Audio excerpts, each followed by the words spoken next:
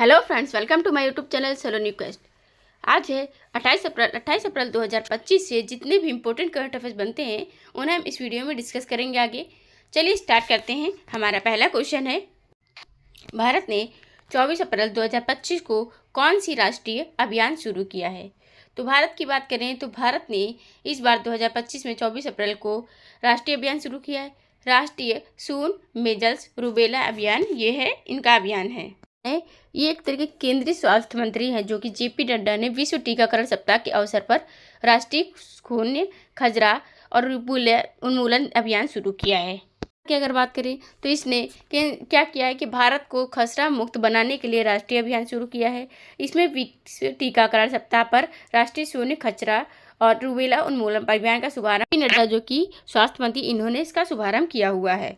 Next question की बात करें, सेना के IAS सूरत ने 2024 मतलब 25 अप्रैल को 24 अप्रैल 2025 को कहां पर लक्ष्य पर सटीक प्रहार किया है? तो ये अरब सागर में भारतीय नौसेना ने INS सूरत ने 24 अप्रैल 2025 को अपना लक्ष्य पर सटीक प्रहार कर दिया है। भारतीय नौसेना ने नवीनतम स्वदेशी निर्देशित एक मिसाइल विध्वंसक नाम की INS सूरत ने समुद्र में लक्ष्य की सटीकता से सफल परीक्षण किया है। ये मिसाइल जो है परीक्षण हमारी रक्षा क्षमता को मजबूत करता है मिसाइल की। और जैसा कि अभी पहलगाम अटैक हुआ है, इसकी वजह से ही जो इंडियन नेवी है इसने क्या किया है, ये नवीनतम जो स्वदेशी रूप से विकसित है मिसाइल, इसको INS सूरत को समुद्र में लक्ष्य में सटीक प्रहार किया है। पूर्व इसरो अध्यक्ष डॉक्टर कृष्णस्वामी कस्तूरीरंगन का निधन कब हुआ है? तो इनका निधन हुआ है इस बार 2025 में 25 अप्रैल को। पूर्व इसरो के अध्यक्ष हैं ये डॉक्टर कृष्णस्वामी कस्तूरीरंगन जी का निधन हो चुका है। ये एक भारतीय अंतरिक्ष वैज्ञानिक थे जिन्होंने 1994 से लेकर के 2003 तक की भारतीय अंतरिक्ष अनुसंधान संगठन इसरो के अध्यक्ष रहे हैं। कित तक रहे हैं? 1994 से लेकर 2003 तक।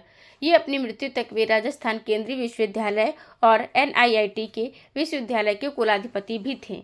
वर्तमान में अगर बात करें तो इसरो के अध्यक्ष कौन है? तो इस टाइम V नारायण यहाँ के अध्यक्ष हैं। उसके पहले कौन थे? S सोमनाथ 10वें नंबर के अध्यक्ष थे। इसरो की स्थापना 15 अगस्त 1969 को हुई थी। हेडक्वार्टर है बेंगलुरु में इसका। 2025 और 24 में और भी जो निधन हुए हैं उनके बारे में एक बार डिटेल में पढ़ते हैं। कुमुदनी लाकिया जैसा कि कथक नृत्यांगना है, इनका भी निधन हो चुका है। दईपल्ली रामैया, इनका भी निधन हुआ है। दादी रतन मोहिनी जी, इनका भी निधन हो चुका है। जैसे कि राम साहेब पांडे की बात करें तो वो एक लोक नृत्यक थे, 2022 के पद्मश्री से सम्मानित हो चुके हैं। मनोज कुमार जो एक फिल्म दिग्गज थे, अभिनेता थे और निर्माता और निर्देशक भी थे, तो इन्हें 1992 में पद्मश्री से सम्मानित किया जा चुका है। रमाकांत रथ उड़ीसा कवि और पूर्व IAS अधिकारी रह चुके हैं। ये पद्म भूषण से 2006 से सम्मानित हो चुके हैं। हिम्मत शाह जो कि प्रसिद्ध भारतीय कलाकार हैं। मायाधर राउत की बात करें तो ये उड़ीसी नृत्यांगना है जो कि पद्मश्री और संगीत नाटक अकादमी पुरस्कार से सम्मानित हो चुकी हैं। सुरुकी बोम्मागाड़ा, ये कन्नड़ लोक गायिका जो कि पद्मश्री से सम्मानित 2017 की हैं। सैम नुजूमा की बात करें तो ये नामीबिया के संस्थापक के पिता कहे जाते हैं। कहाँ के? नामीबिया के संस्थापक पिता कौन कहे जाते हैं? ये सैम नुजूमा है। अगर हम बात करें तो कभी कभी क्वेश्चन ये भी आता है कि पद्मश्री से इनमें से कौन से लोग सम्मानित हो चुके हैं, जो क्या निधन भी हो चुका है, जैसा कि तो कुमुदनी लाकिया जी सम्मानित हैं। और यहीं पर दाईपल्ली रामैया जी हैं और जैसा कि हमारे राम साहेब पांडे जी हैं, मनोज कुमार हैं, ये 4 और सुकुरी बोम्मागोड़ा, ये 5 हैं जो टोटल पद्मश्री से सम्मानित हो चुके हैं। नेक्स्ट क्वेश्चन है हमारा, भारत ने कश्मीर में 26 लोगों की हत्या के लिए किस देश को जिम्मेदार ठहराया है? तो भारत ने कश्मीर में जो 26 लोगों की अभी हत्या हुई है, कहाँ पर? पहलगाम अटैक में, जैसे कि बैरासन वैली की बात हो रही है, बैसारन वैली की, तो ये पाकिस्तान की वजह से ही यहाँ पर 26 लोगों की हत्या हुई है। तो इसी देश को हमारे भारत ने अपने पड़ोसी देश जैसे कि पाकिस्तान को इसका जिम्मेदार ठहराया हुआ है कि भारत में कश्मीर के पहलगाम में जो 26 लोग की हत्या के लिए भारत ने पाकिस्तान को जिम्मेदार ठहरा तो चुका है। भारत ने पाकिस्तान पर सीमा पर आतंकवाद का समर्थन करने का आरोप लगाया है। इस घटना के बाद अगर हम बात करें तो भारत ने सिंधु जल संधि को स्थगित कर दिया है और पाकिस्तान के साथ में जो और भी कई संबंध हम लोग के थे उनको भी निलंबित कर दिया है, मतलब बैन कर रखा है। भारत का कहना क्या है कि ये जो हमला है वो पाकिस्तान में स्थित वहाँ के आतंकी जो संगठन होते हैं उनके द्वारा किया गया था और पाकिस्तान जैसा कि इन हमले में शामिल होने का बात हो रही है कि पाकिस्तान इनमें शामिल था। अप्रैल दिवस और उनकी थीमें।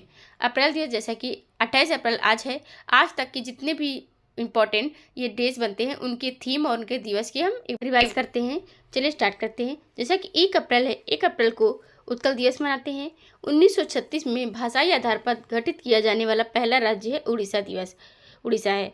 2 अप्रैल को विश्व ऑटिज्म जागरूकता दिवस मनाया जाता है। इसकी थीम है advancing neurodiversity and the United Nations sustainable development goals. 4 अप्रैल को अंतर्राष्ट्रीय खदान जागरूकता दिवस मनाते हैं। 2025 की थीम है ए सिक्योर फ्यूचर स्टार्ट्स हियर। 5 अप्रैल को राष्ट्रीय समुद्र दिवस मनाया जाता है। 7 अप्रैल को विश्व स्वास्थ्य दिवस मनाया जाता है। Healthy beginnings hopeful futures theme. CRPF का शौर्य दिवस 9 अप्रैल को मनाते हैं। संस्करण है 60वां। स्थापना है 1939 को हुई थी इसकी। होम्योपैथी के संस्थापक डॉक्टर सैमुअल हैनमैन की जयंती पर विश्व होम्योपैथी दिवस 10 अप्रैल को मनाया जाता है। राष्ट्रीय सुरक्षित मातृ दिवस की बात करें तो ये मनाया जाता है कस्तूरबा गांधी जी की जयंती पर 11 अप्रैल को हर साल। 12 अप्रैल को मनाते हैं मानव अंतरिक्ष उड़ान का अंतर्राष्ट्रीय दिवस। 1961 में यूरी गागरिन ने पहली बार मानव अंतरिक्ष उड़ान की थी। 14 अप्रैल को अंबेडकर जी की जयंती मनाई जाती है। ये भीमराव अंबेडकर जी की 135वीं जयंती 2025 में मनाई गई है। 14 अप्रैल को विश्व चागास रोग दिवस मनाया जाता है। 15 अप्रैल को विश्व कला दिवस मनाते हैं। यहीं पर 17 अप्रैल की बात करें तो विश्व हीमोफीलिया दिवस मनाया जाता है 17 अप्रैल को। कब मनाते हैं? विश्व हीमोफीलिया दिवस 17 अप्रैल। 18 अप्रैल को विश्व धरोहर दिवस मनाया जाता है। 19 अप्रैल को विश्व लीवर दिवस मनाते हैं। यहीं पर इसकी थीम है फूड इज मेडिसिन। 21 अप्रैल है राष्ट्रीय सिविल सेवा दिवस, empowering citizens through efficient and transparent इसकी थीम है। 22 अप्रैल को विश्व पृथ्वी दिवस मनाया जाता है। थीम है आवर पावर आवर प्लेनेट। ये 22 अप्रैल विश्व पृथ्वी दिवस की थीम है। विश्व पुस्तक और कॉपीराइट दिवस मनाते हैं 23 अप्रैल को। The role of literature in achieving the sustainable. 24 अप्रैल को राष्ट्रीय पंचायती राज दिवस मनाया जाता है। 24 अप्रैल को 1993 को 73वें संविधान संशोधन विधेयक के थ्रू 1992 में ये लागू हुआ था राष्ट्रीय पंचायती राज दिवस। 25 अप्रैल को विश्व मलेरिया दिवस मनाया जाता है। थीम है malaria ends with us, reinvest, reengage, reimagine and रिस्ट्रेट। 26 अप्रैल को विश्व बौद्धिक संपदा दिवस मनाया जाता है। थीम है IP and music, feel the pulse of IP. Akashvani ने 2025 इंडिया ऑडियो समिट में कितने पुरस्कार जीते हुए हैं? तो आकाशवाणी की बात करें तो इसमें हमारे भारत इंडिया की बात करें, इंडिया जो ऑडियो समिट है उसने टोटल 6 पुरस्कार जीत लिए हैं आकाशवाणी में। इस रेडियो में टोटल 6 पुरस्कार जीते हैं। रेडियो और ऑडियो सामग्री उत्पादन में उत्कृष्टता को मान्यता देने के लिए पुरस्कारों का तीसरा संस्करण इस बार हुआ था, जिसमें टोटल कितने पुरस्कार जीत लिए हैं? 6 पुरस्कार जीते हुए हैं आकाशवाणी ने। स्मृति ईरानी का रेडियो जो कार्यक्रम है नई सोच नई कहानी, ये किस पुरस्कार से सम्मानित हुआ है?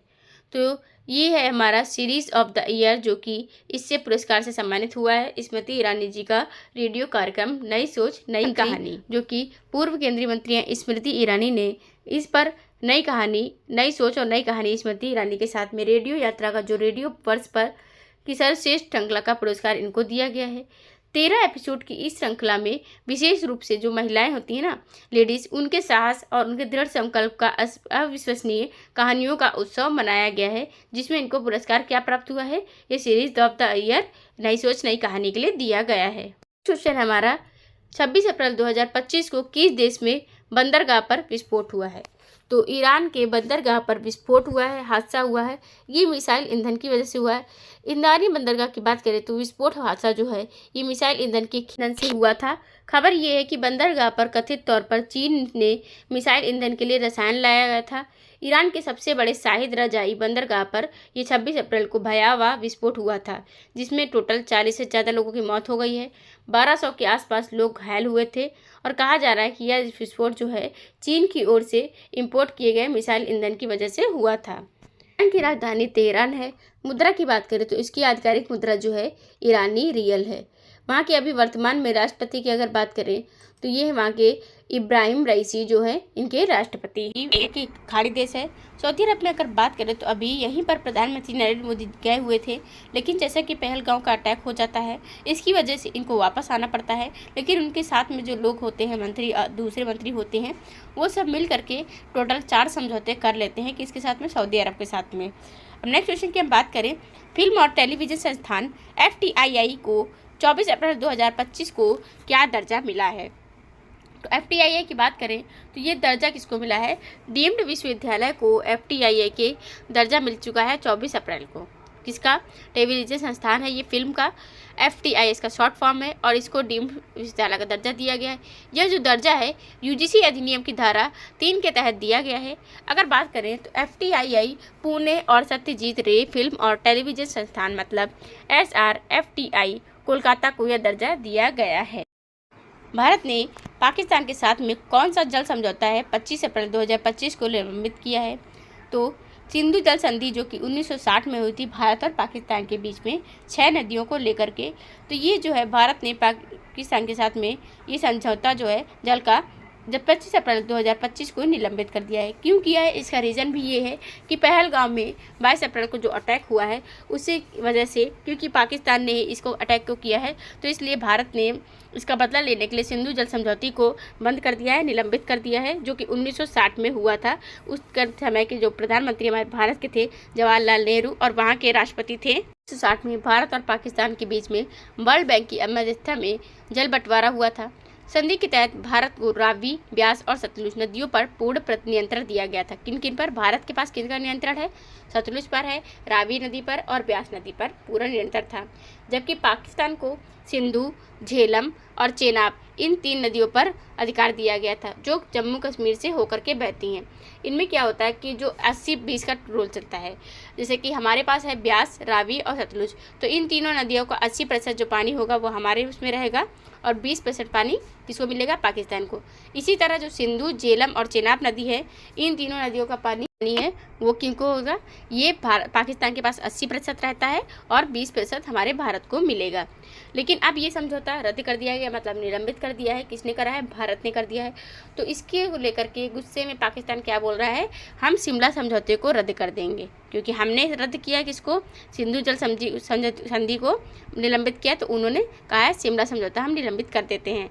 नेक्स्ट क्वेश्चन है, DRC और M23 विद्रोहियों ने 25 अप्रैल को 2025 को कहाँ युद्ध विराम की घोषणा करी है? तो DRC पूर्वी DRC है ये। तो पूर्वी DRC और M23 विद्रोहियों ने 25 अप्रैल 2025 को कहाँ पर? पूर्वी DRC युद्ध विराम की घोषणा कर दी है। ये एक देश है।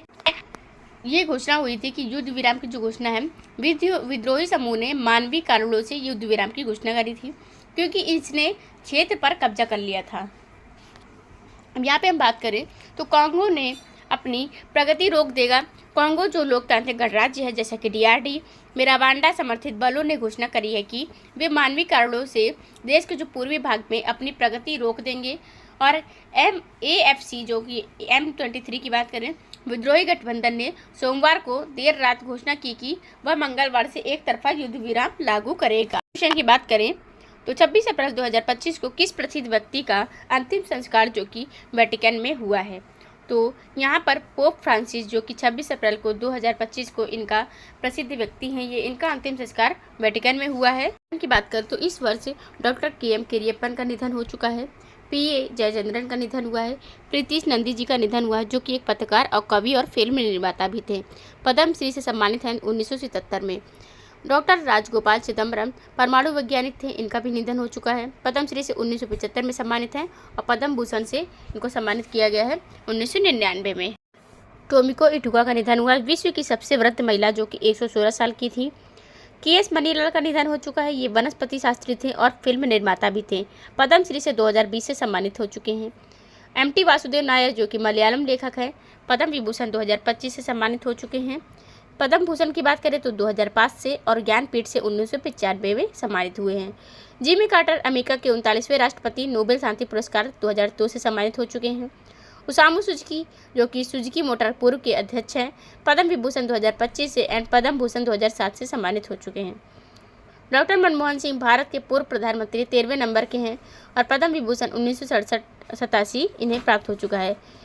श्याम बेनेगल की बात करें तो फिल्म निर्माता, पद्मश्री से सम्मानित 1976 में और पद्म भूषण जो कि 1991 में, दादा साहब फाल्के पुरस्कार 2005 में दिया गया था। नेक्स्ट है ओम प्रकाश चौटाला का, जो कि ये हरियाणा के पूर्व सीएम रह चुके हैं 5 बार, इनका भी निधन हो चुका है। नेक्स्ट क्वेश्चन है हमारा, जैसा कि भारत ने 26 अप्रैल 2025 को नेपाल को कितनी चिकित्सा सहायता भेजी है।